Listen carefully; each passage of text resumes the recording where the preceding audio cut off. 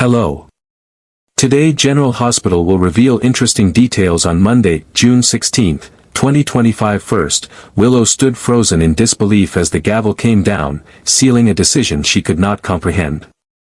The courtroom, once filled with murmurs of anticipation, now echoed with the sound of her heartbreak.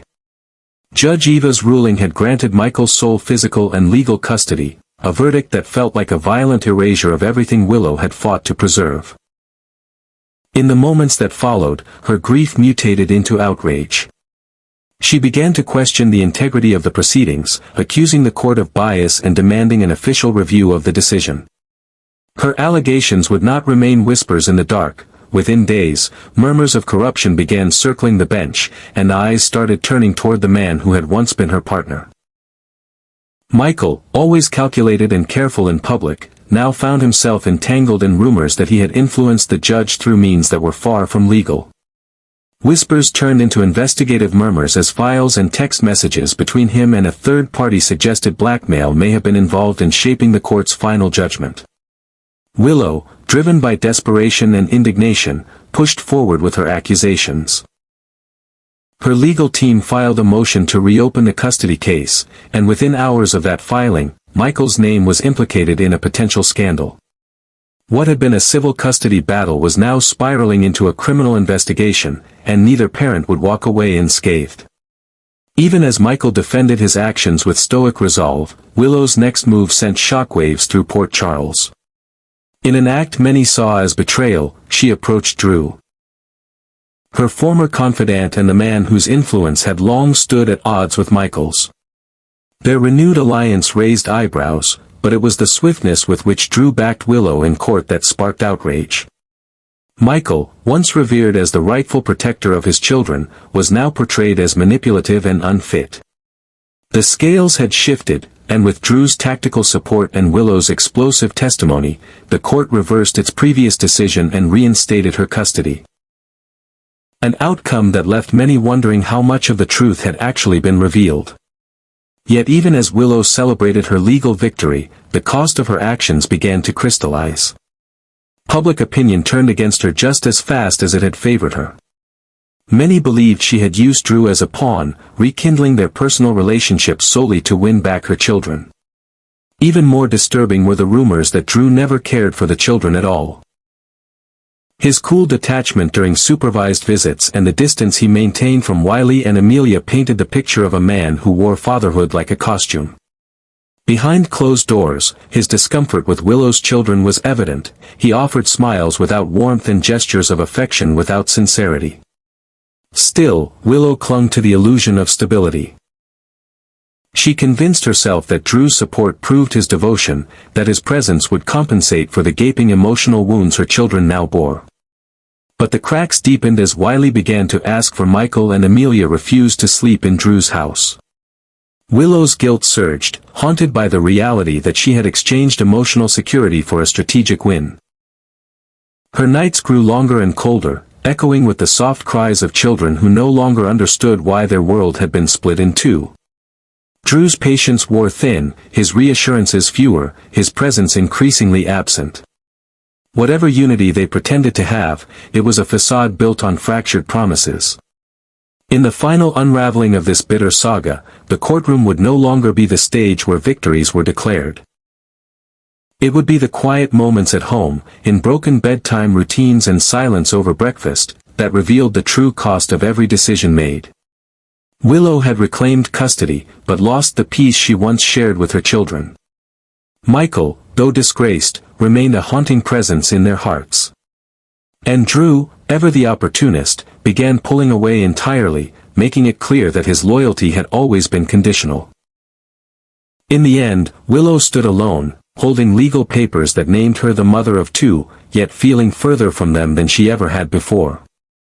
Second, Emma knew the risk before she stepped into the shadows of Professor Dalton's orbit, but temptation and purpose had already overridden caution. There was a reason she chose seduction as her tactic. It offered her control in a situation that was otherwise far beyond her reach. She was not naive to the dangerous power Dalton wielded, both in influence and intellect, nor to the mysterious experiments that surrounded his name in whispers. Still, driven by a deep sense of justice and a haunting need to prove herself, Emma crossed the invisible line between surveillance and obsession. Every calculated smile she gave him, every moment she lingered longer than necessary, was part of a larger plan to get closer, not to him, but to his secrets.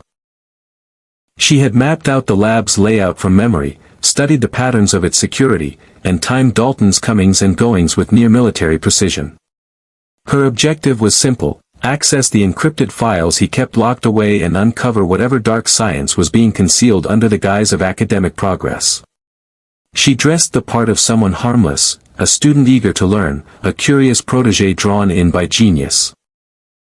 But under that performance, she carried a pocket-sized data chip and a scanner capable of breaking through most commercial encryptions. Emma believed in the justice of her mission, even as she toyed with a predator. What she hadn't accounted for was just how closely Dalton had been watching her in return. Long before she reached for the security panel, he had begun suspecting her motives.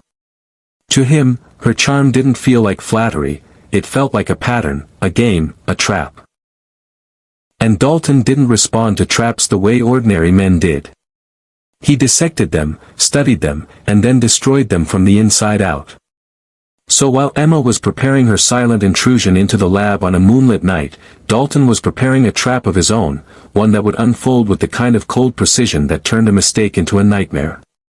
As she slipped into the lab, silent as breath, Emma felt a thrill of triumph.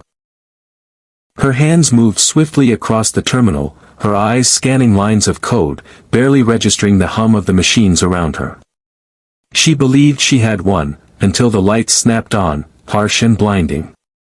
Dalton stood in the doorway, arms crossed, the look in his eyes devoid of surprise. He wasn't angry. He was intrigued. And that was far more terrifying. The door clicked shut behind him, locking with a sound that felt like a sentence being passed. The power dynamic had shifted in an instant, and Emma was no longer the seducer. She was the prey. Dalton approached slowly, his voice calm, clinical, and laced with condescension. He questioned her motives with surgical cruelty, dissecting her plan with precision that left no room for denial. Emma tried to maintain composure, tried to feign innocence, but the fear in her chest spread like fire. She realized too late that Dalton had allowed her to get this far not out of ignorance, but to see how far she would go. Now, having crossed the line, she was no longer a student under suspicion. She was a liability. And Dalton never left liabilities unresolved. Within moments, the situation deteriorated further. Dalton stepped closer, his gaze unflinching, his questions sharper. Emma's mind raced for a way out, but there was no security override, no hidden door. She was trapped with a man whose brilliance was only matched by his amorality. The air in the lab grew colder, heavier with implications. Emma's confidence was gone, replaced by dread. She had dared to infiltrate the domain of a man who played God with chemicals and silence. And now, with her secret exposed and her plan collapsed, the price of knowledge would be higher than she had ever imagined. Third, Carly had spent weeks immersed in Michael's custody battle, pouring every ounce of her strength into defending her son's right to keep his children. The courtroom had become her battlefield, a place where every glance, every statement, and every legal maneuver held the weight of family legacy. But as the gavel fell and the dust of judgment settled, Carly found herself stepping out of the war zone and into a quieter storm, one centered around a man who had quietly become more than just an ally. Jack Brennan had been a constant presence in the margins of her life, but now, with the courtroom chaos behind her, Carly allowed herself the space to breathe, and in doing so, to feel. Brennan's steadiness, his loyalty, had not gone unnoticed. And when he received a carefully chosen gift wrapped in understated elegance, it was more than just a gesture of gratitude. It was Carly's way of anchoring her heart to something steady amid the chaos. The gift. A rare book, annotated with Carly's personal reflections, was a deeply intimate offering, the kind that spoke volumes where words failed. Brennan, caught off guard, understood immediately what it meant. This wasn't flirtation or superficial gratitude. It was Carly showing him a glimpse of the walls she rarely let down. Their relationship shifted in that moment, subtly but unmistakably. Carly wasn't looking for a savior or a distraction. She was reaching for someone who saw her beyond the battles, beyond the titles of ex-wife, mother, or matriarch. Brennan, for his part, responded not with grand declarations, but with quiet consistency, offering Carly the stability she hadn't known she needed. At the same time, another shift was taking place just out of Carly's line of vision. Jocelyn, still bruised by the emotional wreckage of recent months, found herself drawn more deeply into Vaughn's world. What had started as a tense alliance had begun to morph into something layered with trust, longing, and the need to feel alive. A late-night encounter, spurred by shared vulnerabilities, pulled them together in ways neither had anticipated. Vaughn offered Jocelyn a kind of brutal honesty she didn't get elsewhere, and in return, she gave him access to the parts of herself she didn't show even her mother. But in that intimacy also lay danger.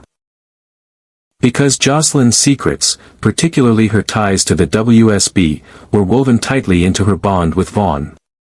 Carly's instincts, sharpened by years of loss and betrayal, began to pick up on the subtle shifts in her daughter's demeanor. The evasive answers, the inconsistent stories, the uncharacteristic silences, none of it sat right with her. Vaughn was polite, sure, and even seemed to care for Jocelyn in his own way, but Carly had learned long ago not to trust the surface. As she quietly began pulling threads in Vaughn's past, she stumbled across inconsistencies that didn't quite add up. His connection to various WSB figures, long thought dormant, reignited her concern. The possibility that Jocelyn was entangled in something far darker than a young romance chilled her to the bone. The tipping point would come not with a confrontation, but with a revelation.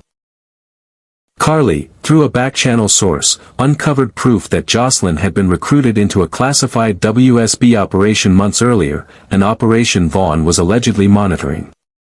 The betrayal felt visceral, like a knife twisting beneath her ribcage.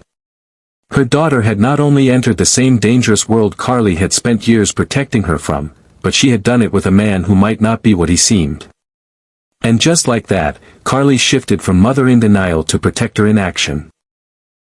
She confronted Brennan, demanded access to WSB contacts, and prepared herself for the inevitable reckoning. The war over custody had ended, but the war for Jocelyn's safety, and perhaps her very soul, was only beginning. With this new revelation looming like a storm cloud over everything, Carly's relationship with Brennan teetered between strength and strain. She needed him more than ever, yet their closeness now depended on how much he was willing to share about the organization Jocelyn had entangled herself with. Jocelyn, caught between love and duty, found herself spiraling as she tried to keep both Vaughn and her mother from discovering the full truth. But secrets, like time, could not be held back forever. The moment the truth emerged, it would set off a chain of events none of them were prepared for. Pitting mother against daughter, love against loyalty, and exposing just how deeply the shadows of the WSB had burrowed into their lives. Finally, Marco had never expected his personal life to collide so violently with his sense of duty, but the news of Natalia's legal troubles shattered the illusion that he could keep family and justice in separate lanes. The charges were serious, whispered through official channels with the coldness of procedural inevitability, yet for Marco, they detonated like emotional landmines. Natalia had always been unpredictable, but this was something darker. Desperate to process the weight of it all, Marco instinctively turned to Lucas, whose calm presence had long been a steadying force through the chaos of Marco's fractured life. Lucas didn't offer solutions, only space. A rare kind of emotional refuge Marco hadn't realized he needed until now. Still, the questions mounted, and with each passing hour, Marco felt the crushing pressure to choose between loyalty and accountability. Meanwhile, the world around them was unraveling in its own carefully orchestrated chaos. ADA Justine Turner, a rising star with a reputation for cutting through corruption with surgical precision, had set her sights firmly on Sonny. What began as a routine investigation was now a full-fledged crusade. Turner wasn't content with hearsay or speculation. She wanted Sonny's empire dismantled from the inside out, and she wouldn't rest until his influence, and the protective web of silence surrounding him, was incinerated. Her relentless pursuit of the truth left no stone unturned, no ally of Sonny's untouched, and it was becoming increasingly clear that her net was also tightening around Jason. For Sonny, that was the breaking point. Though his instincts told him to handle things internally, the weight of Turner's obsession demanded more than muscle. It required the cold efficiency and strategic brilliance that only Jason could offer. Reuniting under a shroud of necessity, Sonny called on Jason not as a friend, but as a fixer. The tension between them lingered from past betrayals and hard decisions, but neither man had the luxury of indulging emotion. The mission was simple. Get Turner off their backs before she dug too deep. But Jason understood the complexity beneath the surface. Turner wasn't driven by ambition alone, she was fueled by something personal, a vendetta wrapped in the guise of justice, and that made her infinitely more dangerous. Jason worked methodically, pulling on threads that others ignored. Surveillance data, bribed contacts, buried court documents. Each clue he unearthed painted a picture of Turner's past, revealing the vulnerable lines he might exploit. Still, he moved cautiously. One wrong step and Turner would not only turn her fury on Sonny, but also burn everything Jason had rebuilt since his return. As Jason navigated this minefield, he realized the challenge wasn't just evading legal consequences, it was staying ahead of someone who believed the law gave her moral superiority. Her righteousness made her unpredictable, and unpredictability was Jason's least favorite variable. At the same time, the deeper Marco became entangled in Natalia's unfolding legal disaster, the more he found himself indirectly pulled towards Sonny's orbit. Rumors of Sonny's involvement in Natalia's case, however unfounded, began to swirl, tainting every interaction and jeopardizing Marco's standing with the department. Lucas urged caution, begged Marco to protect himself, but the emotional gravity of family weighed heavily. If Marco didn't act now, Natalia could face irreversible consequences. But doing so might also mean exposing himself to scrutiny, or worse, being seen as sympathetic to Sonny at the exact moment Turner was turning that sentiment into professional suicide for anyone near him. In the end, each man stood at a precipice. Marco, caught between the woman who raised him and the law he swore to uphold, Sonny, battling a prosecutor whose determination bordered on obsession, and Jason, trying to clean up a mess that threatened to destroy the fragile equilibrium he had only just begun to reclaim. The coming storm would test not only their allegiances but their very identities. And as the lines between friend and enemy blurred, each decision they made would reverberate far beyond the courtroom, echoing through the streets of Port Charles and reshaping the city's power structure forever. In Port Charles, where personal loyalty often stands in direct opposition to moral consequence, the intertwining crises that grip Carly, Emma, Marco, Jason, and Sonny are not isolated skirmishes, but threads in a broader tapestry of betrayal, obsession, and survival. Carly, once fully immersed in Michael's custody war, now finds herself locked in a deeper and far more dangerous struggle, one that strikes at the heart of her maternal instincts. Her growing suspicion about Vaughn and Jocelyn's involvement in WSB operations turns her from courtroom strategist to shadow investigator, a mother fighting not for custody, but for the very soul of her daughter. That fear is compounded by Emma's escalating descent into Dalton's world, where the line between seduction and self-destruction vanishes in a heartbeat. Emma's boldness, born of youthful idealism and a desire for justice, has now placed her directly in the path of a man who manipulates minds for sport. Her discovery of Dalton's true nature comes too late, and what began as a secret mission may end as a haunting lesson in the price of miscalculated trust. Both women, Carly and Emma, stand at different thresholds, each confronting the terrifying realization that knowledge, when pursued recklessly, becomes a blade that cuts both ways. Meanwhile, Marco is being forced to confront the disintegration of the moral clarity he once relied on. Natalia's legal troubles, shrouded in ambiguity and whispers of past sins, pull him into emotional quicksand, where duty and love are no longer distinct. Lucas remains his anchor, offering emotional clarity amid the familial storm, but even that solace can't mute the mounting pressure Marco faces from both the legal system and his conscience. At the same time, Sonny's empire, long built on whispered alliances and controlled violence, is now under a new kind of siege. Justine Turner doesn't hunt like the others, she digs, waits, and strikes with surgical precision, her vendetta cloaked in righteousness. As she closes in, Sonny reaches out to Jason, not as a friend, but as the one person who can dismantle an enemy before she strikes again. But even Jason, methodical and loyal, finds himself navigating terrain more perilous than before. Turner's motives are personal, and her pursuit threatens to unravel every secret they've worked so hard to bury. The city is shifting, allegiances fraying, identities tested, and with each passing day, the stakes rise higher. As these storylines converge, Port Charles teeters on the edge of implosion, with every move made under pressure and every secret uncovered dragging its players closer to a reckoning that will leave no one untouched.